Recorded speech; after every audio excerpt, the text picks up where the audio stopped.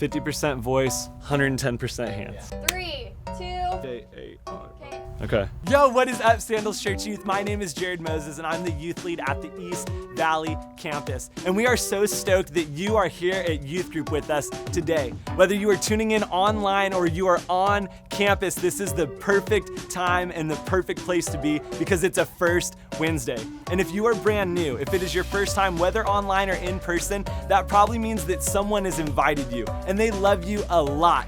Maybe even like too much. So like spread out a little bit, give yourself some social distance space.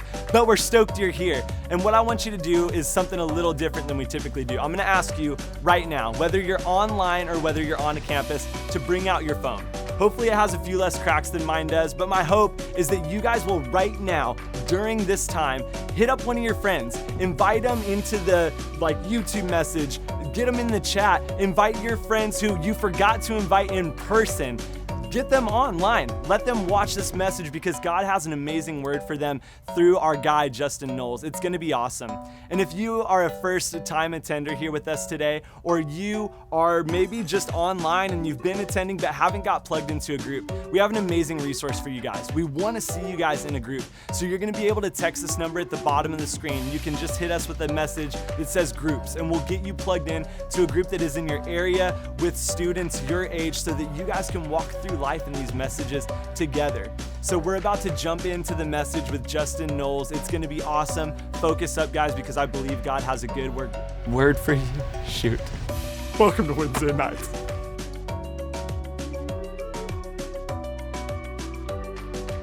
Does anyone else love comfort?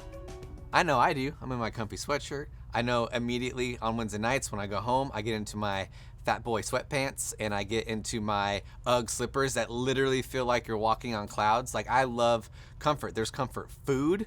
Oh, mac and cheese. Oh, yes. I love being comfy. I don't know about you.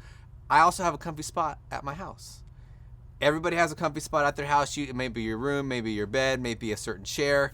For me, at my house, we have this L-shaped couch in our living room, and everybody knows that the L right in that corner right there, that is my spot. My wife knows it's my spot. My kids know it's my spot. My freaking cat knows it's my spot, right? Like, they know when I come home, I want to sit in my spot because it's so comfy. I could kick off my shoes. I'm in my fat boy sweatpants, and we're able just to go, and it's just everything's right in the world when I am in my comfy spot. And so a few weeks ago, I had a couple friends over. We were cooking dinner with them, and I'm a great host. We got all like the bubbly waters, we got the dips and appetizers, and I'm making a great dinner. And I come walking in with food, like trays of food, and I see freaking Kevin, in my spot.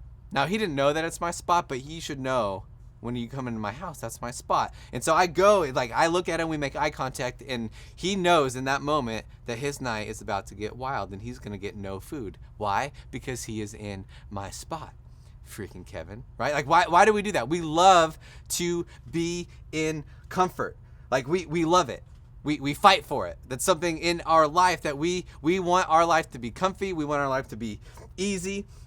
And we chase after those things. And maybe you thought about this in your life before, that you actually believe that your life deserves to be easy. Like, don't we just think sometimes, like, why doesn't God just make my life easier? Why does it seem like that my situations, my scenarios, my family, school, all the things in my life, it seems to be a little bit more difficult? Why can't God just make it easier? And let me ask you a question. What would be some things that you think that you would make your life easier? Is it just like, is it a new house? Is it the new console? Is it a new car? Is it a new family? Is it more money? Like, what's the things in your life that maybe you're chasing that you think is going to make your life easier?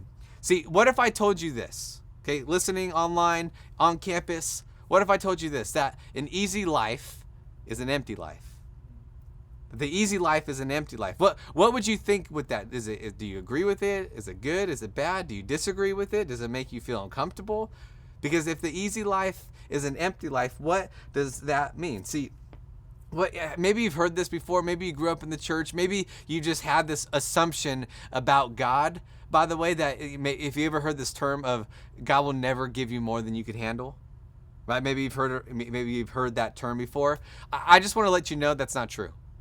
That's not true. Nowhere in Scripture, nowhere in the Bible that we read that is God's word says that line is true, that God would never give us more than we could handle, that God is going to make our life easier. In fact, that some of us, you're probably feeling right now that, man, God, where are you? I'm doubting. God, my life right now is hard. I wish it was easier. God, I prayed. I've heard nothing. God, I've asked for this certain thing, and the opposite has happened. God, I prayed for this relationship and it fell apart. God, I prayed for my family and that's still a mess. And there's all these different things. Maybe you feel like that you're doubting and you just want to feel God's presence and you haven't. And your life could be a lot easier if God just were to like, boom, oh, okay, cool. He has the power. Why doesn't he do those things? Why doesn't God make your life, my life, easier? And I think it's because of a couple things. Because if God's never said that he will never give us more than what he can handle, why does he seem sometimes that he gives us more than we can handle? And I think it's a couple of things. Listen, if you're taking some notes, I want you to write this down, okay? One of the things that I believe he wants us to know is that why he gives us doesn't make our life easier, and maybe he gives us certain things that we could overwhelm us, is because he wants us to depend on his presence. He wants us to depend on his presence. See, how have you ever noticed that when life is going really good, it's really easy to forget about God? That when life seems to be going smooth, it's kind of like, I call him like the pocket Jesus. You just kind of put him in your pocket, and then when you pull him back out again, it's like when things are hard, you're like, I love you, Jesus, and you put him back in your pocket, and then you only pull him out when things are, because when it's hard, like it's easy to pull him out. But when life is easy, you kind of just do your own thing and you just kind of walk around life like, I got this whole life thing going. And so therefore, I don't even think about God. See, we just don't feel the need or the urgency of God when things are going so good. But my goodness, when things fall apart, we run right back to him. We pull him back out of our pocket and just say, God, I need you now, and I need you more than ever. See, it's like this lady I met one time on an airplane a couple years ago, where I'm sitting next to her, and I always want to lie about what I do almost at first. I don't, but I want to, because it's one of either two ways. It's because ultimately it comes down to, hey, what do you do for a living? And I say, well, I work at a church, and it's one of two ways that it goes. The conversation goes like, oh, yeah, that's nice, and then they don't want to talk to me for the rest of the trip, or it's, oh, cool. Like they become like the most holy person in the world. Like, oh my goodness, hallelujah, brother. I can't wait till we fly down like on wings of eagles and the Lord will lift me up. I'm like, holy, okay, we were just having a great conversation, and now all of a sudden you're like the most holy person in the world, right? So it's one of those two conversations. And I'm sitting next to this lady, and she asked me the question, hey, what do you do? And I say, oh, I work at a church. I work with students. She's like, okay, that's great. Two things you need to know about this flight, okay? And we'll have a great flight. It's one, I am not a Christian. And two, I don't want you to make me one by the end. Try to make me one by the end of this flight. And I said, okay, that's cool. No worries. Let's just have a great flight. And so flight goes up. We ended up having some good conversation, and then all of a sudden we hit some turbulence. Now I've flown before, and I've hit some turbulence, but I have not hit turbulence like this. Like if you've flown before, you know that there's like kind of like, ooh, that's kind of bumpy kind of turbulence, and then there's like, dear Jesus, take the wheel, we are gonna die kind of turbulence. It was that kind of turbulence for this. And this lady, not a Christian, right? So she has no reason not to cuss. So she just starts flying all these words like beep, beep, beep, beep, beep, having this combination of all these words that I've never heard put together. I had to look up words later of what she was saying. And then right in the middle of this, she just started praying like, dear Jesus, don't let me die. And I'm like, huh. In my head, I was like, I thought you didn't believe in Jesus, right? Like all that kind of stuff. And it gets to the point, like it reminded me of like, it's not until we are in trouble that we begin to call out to God. It's not until things get hard before we realize that we want God's presence more than ever. And so here's the thing, is that we could see that when we go through something, that maybe it's because God wants us to depend on him even more. Because maybe things have been going good and we kind of push them to the side. But when things are getting tough, God might be telling you to depend on his presence even more. So you can see this really in the reality of the Old Testament of this guy named Jonah. He was a prophet that God told him to go preach to these people called the Ninevites, and he hated the Ninevites. He didn't want anything to do with them. He said, I actually hate them, and I'm going to disobey you, God. And he ran the opposite way, got on a boat, and literally sailed to the opposite side of the world to where God was calling him to preach to these people who were awful, okay? And he said, heck no, I'm not going to go. And so ultimately what happens is he gets on this boat, they throw him overboard, and he gets swallowed up by this big fish.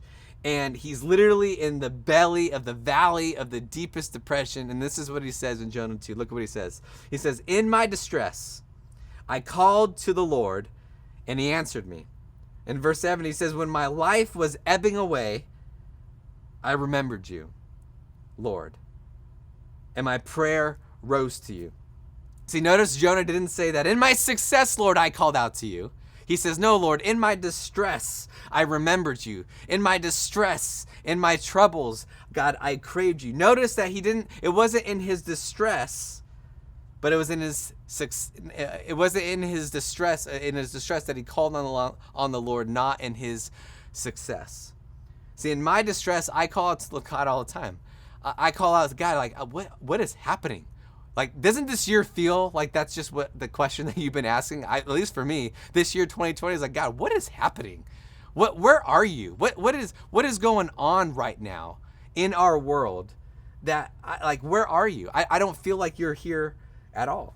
And it's in our distresses when we depend on the Lord the most. See, here's a challenge for some people, is that they get in the middle of the storm and they start to wonder about where God is. They get in the middle of the storm and they think it should go a certain way, but it actually goes to a separate way. And they're thinking like, God, why is this happening? Why isn't this person that I've been praying for being healed? God, I've been praying for my family and my parents for their marriage and nothing is happening. God, I feel like I'm alone and isolated because this whole COVID season, I feel like I'm not connected to anybody because it's only on Zoom, and I hate Zoom now. Zoom is so stupid. I'm on it with everything. And now you feel even more isolated than you ever have before. God, I feel like you're not even near. I'm in the middle of the waves going back and forth, and I'm being tossed to the side, and you're nowhere to be seen. I don't believe that you're even with me. And I came tonight, maybe you're listening tonight and you feel that, and I'm letting you know right now that never let the presence of a storm cause you to doubt the presence of God. Never let the presence of a storm cause you to doubt the presence of God. Look what it says in Psalm 145, verse 18. It says, the Lord is near to all who call on him. The Lord is near to all who call on him, to all who call on him in truth. Did you know that in the middle of your storm, God is present? That he's actually closer to you, closer than the breath that is coming out of your mouth right now. God is there. He is with you. He sees you. He hears you. And that when we remember to call on him and to seek after him, he says he will reveal himself to us. That when we seek him, he will let his presence be known. And when we draw near to him, he draws near to you. See, I best experience his presence. I'm most aware of his goodness when I'm in the valley. It's not in my success, not when things are going good, but I'm more in tune to what God has for me and what he's doing in my life when I am in the valleys of my life. And I could tell you right now with all my sincerity is that I would much rather be in the valley with Jesus, knowing him and in his presence, than on the mountaintops without him and knowing what he's doing and working in my life. That I would rather be in the valley in his presence and with his goodness than on the mountaintops, unaware of what he's even doing in my life. See, the second thing that I want you to understand is, yes, first he wants us to depend on his presence in the storm, but the second thing, he wants us to experience his power. Our God is powerful. And he wants us to tap into that power in the middle of our storm, because he didn't call our life to be easy, but he gives us the power to get through the storm. See, to help you experience his supernatural power is because many of us, if we're honest, we're trying to do life on our own. We're trying to do this by ourselves on our own strength. See, for example, when I was in high school, I worked during the summer with my neighbor who was a general contractor. So he like redid houses and he did all this construction stuff. And I was like kind of like the lackey. I was like the trench digger. I was like the guy who like knocked down all the stuff. It was actually really fun. And I remember this one time he dropped me off at this one work site, and he had to go to another work site to check on some stuff. And so basically he drops me off and said, hey, this driveway, all concrete, I need you to tear it up and put all the pieces in this big dumpster. I'm like, cool. And so he leaves. I walk over and I see a sledgehammer there. I'm like, awesome. I love hitting stuff and smashing stuff. So I pick up the sledgehammer and I start like hitting this concrete driveway. And for the first hour, not a big deal. In high school, I was ripped like Pastor Matt back in the day, right? Like I was ready to go. Not today. Full on dad bod. Whole nother sermon, whole nother thing, right? And so we're going, and I'm like smashing the sledgehammer, and I'm picking up these big pieces of concrete and like hauling them over to this dumpster, and I'm doing this for hours, and I start sweating, and I'm like, okay, I could keep going. 5 hours later, my boss comes to the construction site, and he's actually like, hey, like, I thought you would actually be done by the time that I got back. And I'm like, what are you talking about? I've been working my butt off. I've been working and sweating. I've only taken water breaks. I didn't even eat. My blood sugar's low, right? Like that's kind of, I'm going, and he's like, why? And he's kind of like has me by the back and pushing me, like walking me around the corner. He's like, why didn't you use the jackhammer and wheelbarrow over there? I had no idea it was there. I had this power that I could have used, but I didn't, because I didn't even seek after it. I didn't even go around the corner to see what was going on. See, this is what we do. We think that we could do it on our own strength, when in reality, God is saying, hey, I want you to experience my power. You have this power. The same power that raised Jesus from the dead lives and dwells within you. And God is saying that through this storm, you cannot do it on your own. The thing that you're dealing with right now, you can't do it on your own. The addiction that you're dealing with right now, you can't do it on your own. The struggles that you're dealing with right now, you cannot do it on your own. That you have to tap in to my power in order to get through it. See, we think we have the best ways to go about certain ways, when God is saying, hey, you have me. You could depend on me. You could experience my power. See, you were created to need God. You were created to depend on God. And then it's in those moments where you get to experience the power that he has for you. See, the Apostle Paul, who wrote most of the New Testament, he wrote a lot of the New Testament scriptures that we read today in our Bible. And in this book of Corinthians, he talked about this thorn in his side. He talked about the struggle that he's been dealing with. He talked about this thing that would not go away. It was this thorn. And people are like, okay, what is a thorn? What does that mean? And actually, he says that he prayed 3 times that God would take it away. What was a thorn? No idea. Scholars have no idea what he's talking about. But what we do know is that there's 3 significant seasons in Paul's life where Paul prayed and begged God, take this away. How many of us have we prayed that same prayer to God? God, take this away. God, get rid of this thing the thorn in my side, the thing that is hurting me. God, take it away. And what he began to do is he began seeking, begging, pleading, probably even fasting and even asking the churches that he planted to pray to take this away. And it was a process. And there will come a time, listen, if you tuned out, listen right here.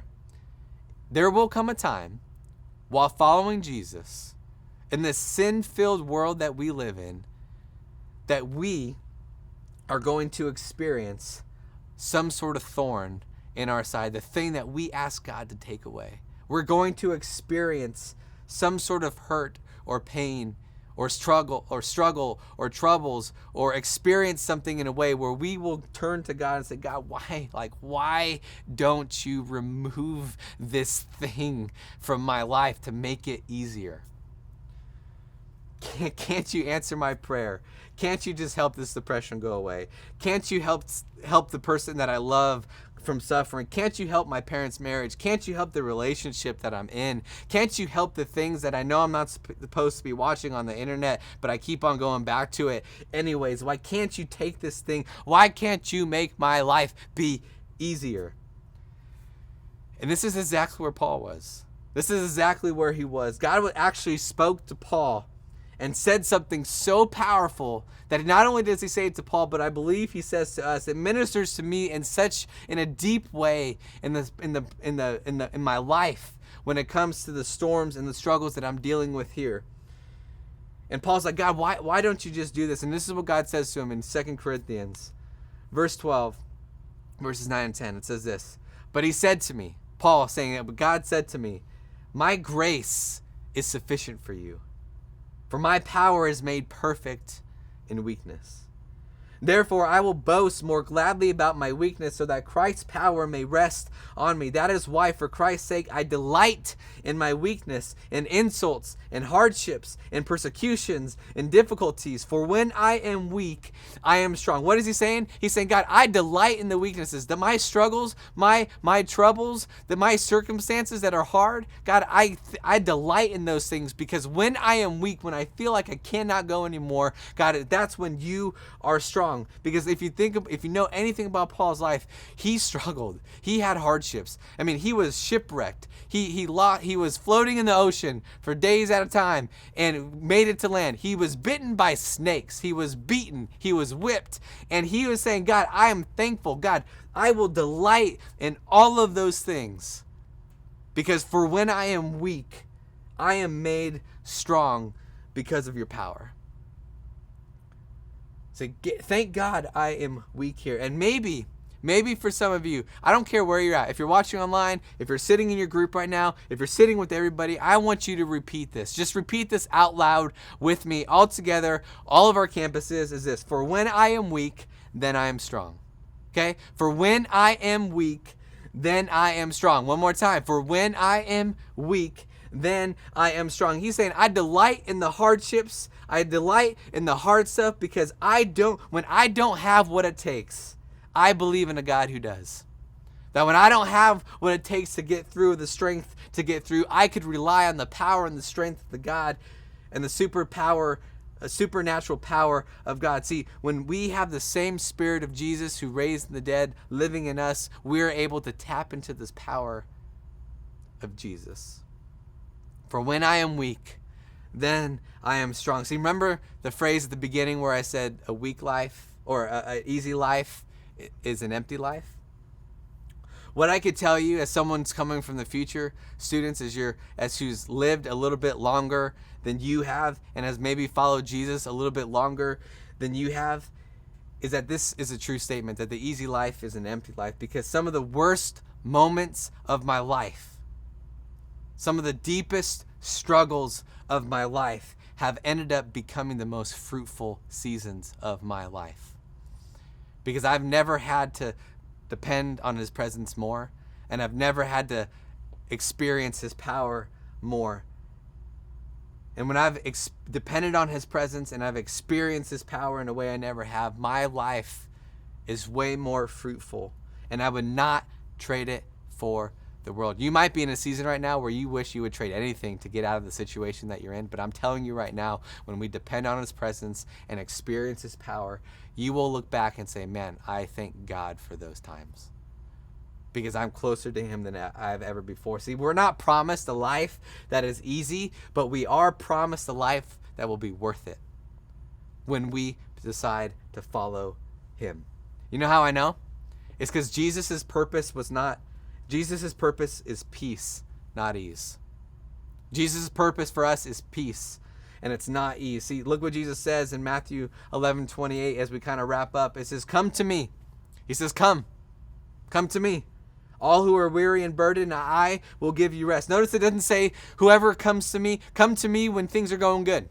Come to me when your life is pretty easy and you're living in the comfort that we're in, that we so desperately fight for. It's like Jesus saying, hey, life is not easy. People are difficult. People suck sometimes. But come to me. Because when you come to me in your hurt, when you come to me in your pain, when you come to me in your disappointment, life is not going to be easy, but I will give you rest. And guess what? Some of you are so tired. Some of you are so tired. You're so weary. You're like Paul saying, God, take this away from me. And I don't know who's hurting today. I don't know who's hurting while they're listening to this message. I don't know who needs to be reminded that don't let the presence of a storm doubt the presence of God in your life. But I pray that tonight could be a challenge to you where maybe instead of saying, God, take this away, is God, what are you doing? God, what can I take away from this? Rather than, God, take this away from me. God, what are you doing in my life? That you may experience his power way more in the valley than you would on the mountaintop. That you will experience his presence way more in the valley, way more than you ever would when things are going so well. Because when we are weak, our God is strong, and our God will never give you, our God won't give you more than you could ever handle. I believe that God sometimes will give you more than you could handle because it's the time in our life where he's asking us and bidding us and begging us to lean more on his presence, to experience more of his power, because you were created to need him, and he will give you more than you could handle. Because listen, when he calls us to do something outside of ourselves, he will give you more than you could handle. Because he wants us to depend on his presence even more, and he wants us to tap into his power even more. And here's what I want you to know, and I want you to understand. You might need rest. And tonight could be a night where you could actually turn to Jesus. Maybe you haven't stepped over that line of faith and say, okay, God, I need that rest. I want to depend. I want your presence, God. I want your power, God. I cannot do this on my own anymore, God. And you're saying, God, I want that peace and that rest that you offer.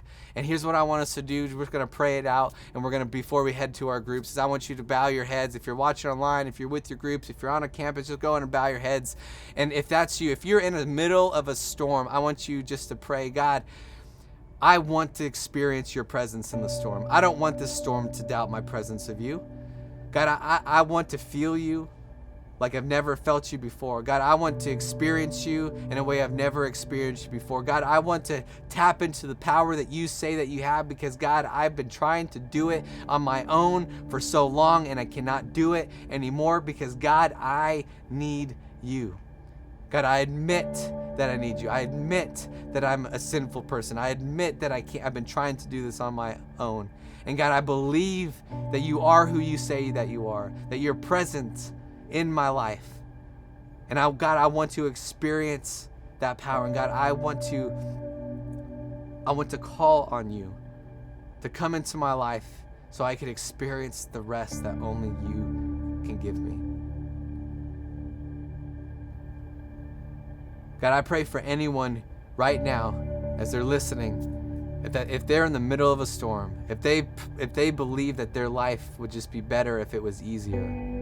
God, I pray that we could realize, God, that maybe you're calling us into your presence, and that you're calling us to help us realize that we cannot do it anymore on our own. But God, we need your power. And God, I pray that we take you up on your word, that when we come to you and we give our life to you and we follow you, God, that even in the middle of the storm, you will give us rest.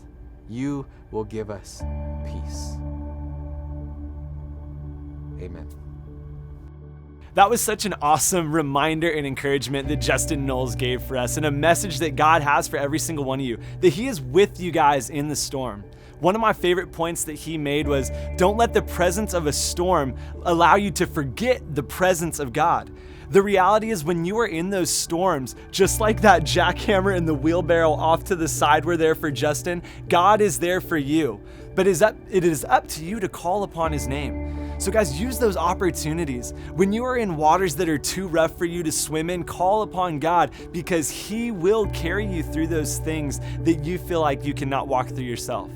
I can tell you this has been true for me. There have been things that I could in no way handle the weight of by myself. But with God's help, I'm able to hold those things high above anything that I could ever do before. So as we break up into groups, as Justin just mentioned, if you are online and you've never got plugged into a group, tonight is the perfect time to do that. You can text the number at the bottom of the screen and we'll get you plugged into a group with people in your area and people your age so that you can chat through the things that we are talking about. So as we break up into these groups and further discuss what God is doing through the storms of your life and maybe even the good things of your life, lean on your leaders, lean on students, and use this time to edify you, to make you better and stronger in Jesus Christ. We love you, SCY. We'll see you guys next week. Ain't no other way to play the game the way I play. I cut so much she thought I was a DJ. If it one, yet three.